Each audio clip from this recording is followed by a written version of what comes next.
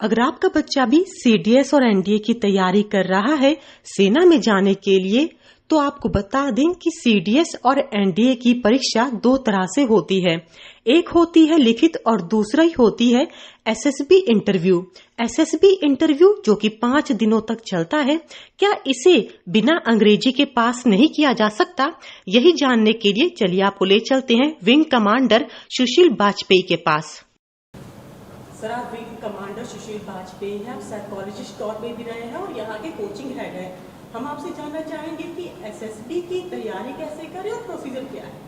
जी madam, होता क्या है कि देखो, बच्चा जब रिटर्न क्वालिफाई कर लेता है, रिटर्न तो बहुत बच्चे क्वालिफाई कर लेते हैं, लेकिन प्रॉब्लम आती है उसके बाद एसएसबी, क्योंकि एसएसबी एक दुनिया का सबसे बड़ा सिलेक्शन प्रोसीजर है जो कि 5 दिन पूरा चलता है, और इसका जो रिकमेंडेशन रेशियो है खाली 3% है।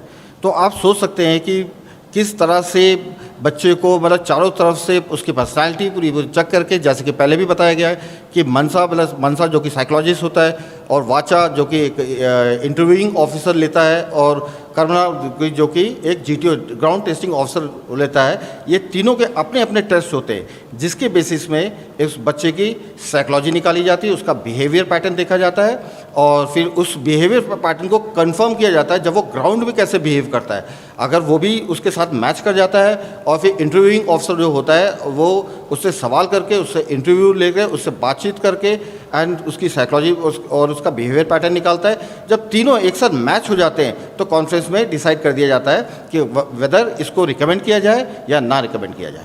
सर, क्या पूरा इंग्लिश में होता है? क्योंकि कुछ बच्चों को मैंने इंटरव्यू किया, वो कहते हैं इंग्लिश में था। नहीं, होता तो इंग्लिश में है कि देखो, कितना भी हो इंग्लिश का एक इम्पैक्ट तो रहता ही है, क्योंकि जब ग्रुप डिस्कशन जब आता है तो ग्रुप डिस्कशन में वहाँ पे ये नहीं देखा जाता कि कोई बच्चा हिंदी मीडियम का है कि इंग्लिश मीडियम का है। लेकिन जब भी डिस्कशन हो रहा होता है, जो बच्चा इंग्लिश मीडियम में वहाँ पे डिस्कशन कर रहा है, तो ऑब्वियस हो जाता है कि हिंदी मीडियम वाला उसकी डिस्कशन को या तो समझ नहीं पाता, या उसके अंदर हिम्मत नहीं हो पाती कि मैं उसको काउंटर करूँ। तो कहीं ना कहीं इंग्लिश लैंग्वेज का थोड़ा तो इफेक्ट है, जिसका हम लोग यहाँ पे भी पूरी कोशिश करते हैं कि उसका स्पोकन इंग्लिश बढ़ाएं, उसके अंदर डिटर्मिनेशन लेके आएँ, उसके अंदर करेज लेके आएँ कि मतलब बोले। ये ज़रूरी नहीं है कि मतलब कि एकदम फ्लुएंटली इंग्लिश बोले, लेकिन कोशिश तो करें, क्योंकि इंग्लिश लैंग्वेज एक ऐसी लैंग्वेज है जो कि ट्रेनेबल है। अगर उसको ठीक से नहीं आती है तो ट्रेनिंग के दौरान इसको ठीक किया जा सकता है। तो मतलब इसके बेसिस पे किसी को रिजेक्ट भी नहीं किया जाता, लेकिन बच्चे के अंदर वो भावना नहीं आनी चाहिए कि मैं दब रहा हूँ इंग्लिश लैंग्वेज को। तो आज से ही अपनी इंग्लिश पर काम करना शुरू कर दें। लखनऊ से अंजलि सिंह राजपूत की रिपोर्ट, लोकल 18।